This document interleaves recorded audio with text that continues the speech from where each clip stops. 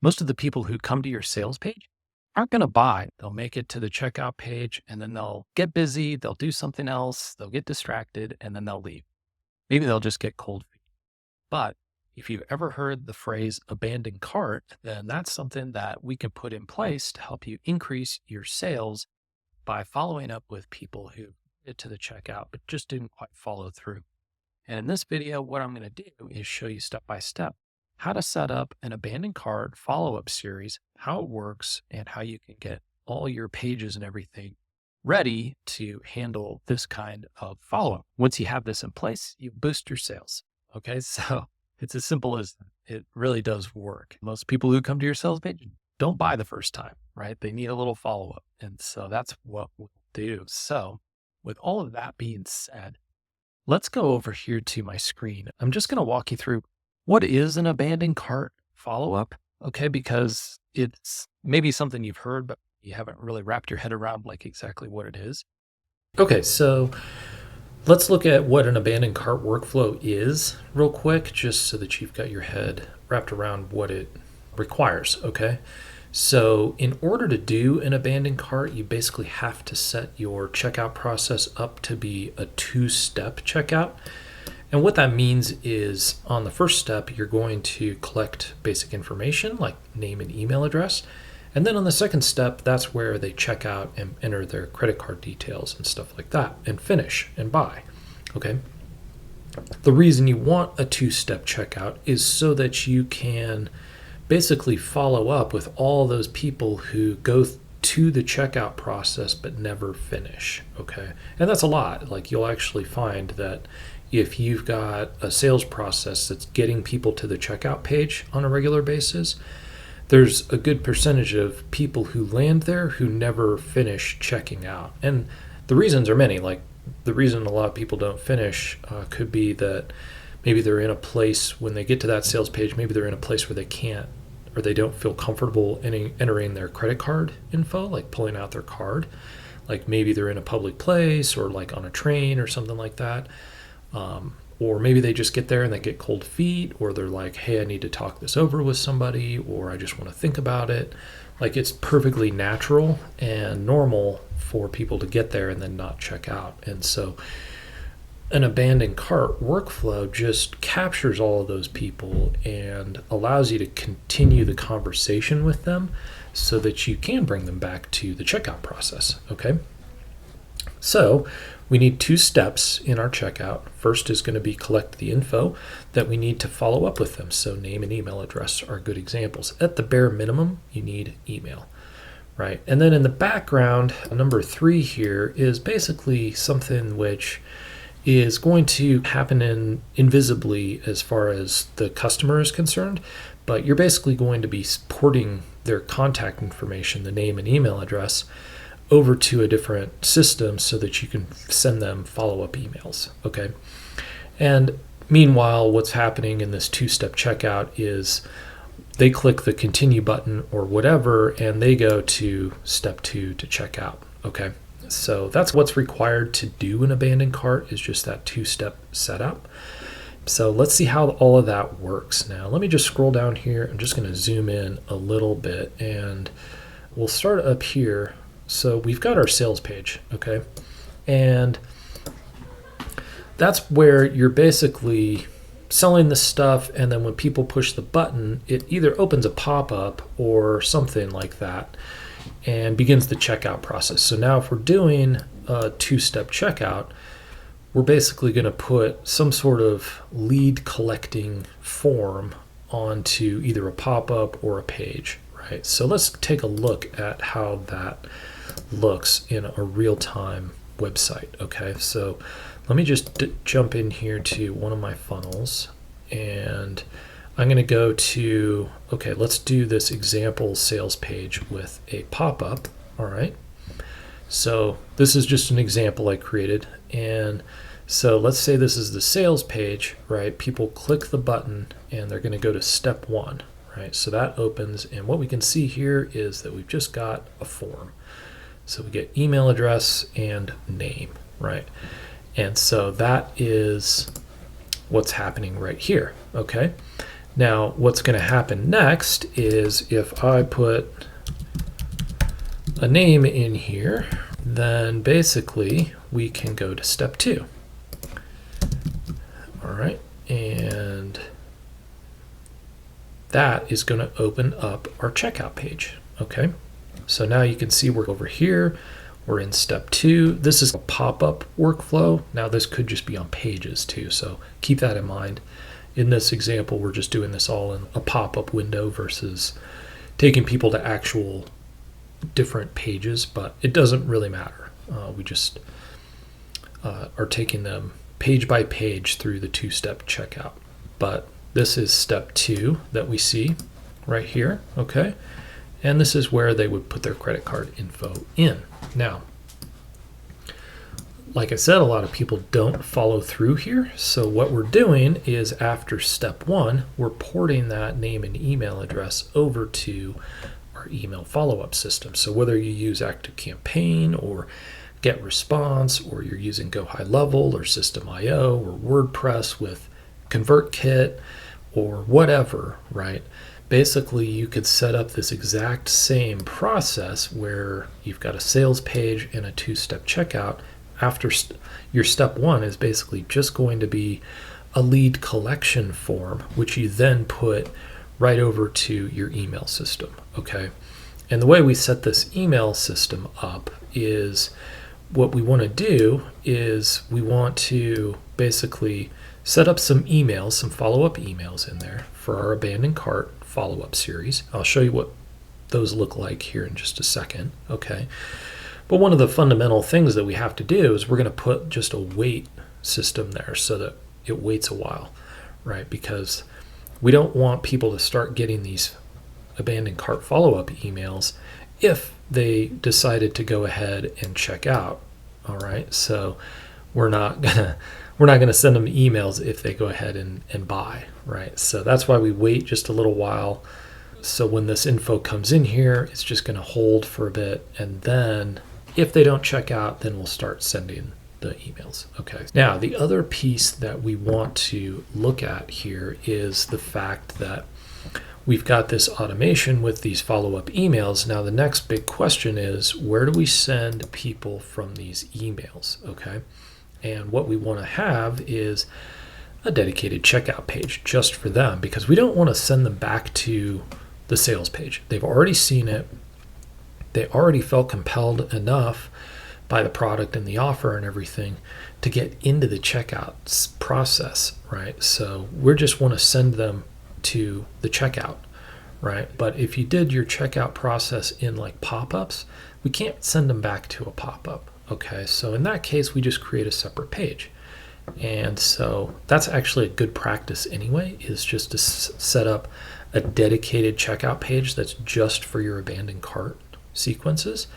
And that gives you flexibility, which we won't get into in this video. But for example, if you wanted to put like a deadline, for example, onto the checkout for these follow-ups just to help push people to buy, then you could do that, right? If they don't check out here, you put them in a deadline sequence that's, hey, we're raising the price in 48 hours, which, by the way, you want to do. Like, we don't want to do some false scarcity here, but doing a separate checkout page this way allows you that flexibility to do deadlines and stuff. So that's what we're going to do. And let's just take a look here at a dedicated checkout page. So this is just a new funnel page inside of My High Level, but you can do this on any of your systems that I've mentioned prior to this, like WordPress or System.io or Wix, or wherever you can put a checkout form, right?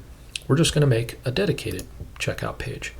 Okay, and what a dedicated checkout page looks like now in this case is it's just a 1-step checkout, right? We don't need 2-step anymore for these people because we've already got their contact info. Okay, so it's a 1-step checkout, and in this case we're going to create a summarized checkout page that basically does a quick overview of the most important stuff from your sales page. All right. You don't even have to go that far, but I do think that it's worth adding a few benefits in there, and especially like your guarantee and any testimonials or that kind of thing that you've got, if you've got them. Okay, that's a great place to put them, is on this checkout page that's really just dedicated to the abandoned cart folks. Okay, so I hope that all makes sense. That's what that's going to look like. Now, I will say, if you're using high level, then you can basically enable this little thing called sticky contact. So now these people who came through this process, filled out the form, entered your abandoned cart automation, you can basically, when you send them to this checkout, with this sticky contact thing enabled, when they get to the checkout page, so let's see how it's already got my name and email pre-populated in there. So all they have to do is enter their card info, right? So it's just an easy little thing you can do. If you can't do it, don't worry about it, right? It's not the biggest thing in the world to be worried about, but I'm just pointing that out, that if you're using high level or you notice your system has that kind of capability, then it's a good idea to turn it on. Just make your customer checkout process as easy as possible, right? Okay, so that is mentioned. And so now the other housekeeping stuff we have to take care of is that we want to be sure that if people do check out, that we have some kind of automation in place to be sure that once they do buy, that we take them out of the abandoned cart follow-ups, right? Okay, so we don't want them to keep receiving those emails. We don't want them receiving the emails in the first place if they check out. We don't want them receiving these emails after they've checked out, a couple days from now, whatever. So we just set up a simple task here in our heads that, and in our systems, to remember to remove them out of this automation. So that's another thing we'll do. We'll look at our automations here in just a minute, and I'll show you what some of these follow-up emails look like. Okay, and then the only other page we need is a thank you page, right? Altogether, really, we only have a couple of things here as far as pages. We have our sales page, right? We've got our sales page, we've got our checkouts in the pop-up in this case. So the only other thing we need here is another dedicated checkout page just for our abandoned carts, right? And then we have page 3, which is our thank you, all right? So just looking inside of my funnel here, you can see I got 4 pages, but that's just because I've done a sales page example with the checkout in the pop-up, and then I've got a sales page where it's not in the pop-up. But in all, it's just 3 pages, right? A checkout, a sales page, and a thank you page. Okay, so that's what that all looks like. And then as far as the automations go, let's just look inside of one of those. There's different approaches, but when people get to the checkout process here and they're just about to check out, this is when they're the warmest lead possible to convert to a sale, right? Like they've already consumed your sales information, they've made a decision to check out. For whatever reason, they've gotten cold feet. But this is like the hottest prospect, right, as far as that goes. So every minute that goes by that they haven't checked out, they're becoming less and less likely to ever check out.